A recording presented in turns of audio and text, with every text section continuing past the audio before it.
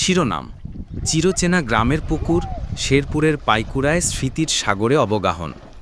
Mohammad Mohsin Reza, Sherpur news, পাইকুড়া, Sherpur থেকে।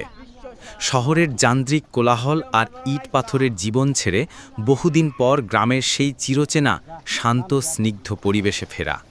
শেরপুর জেলার পাইকুড়া গ্রামের শ্বশুরবাড়ির পুকুরের ডুব দিতেই যেন ফিরে পেলাম হারানো শৈশব আর এক রাশ নির্মল প্রশান্তি।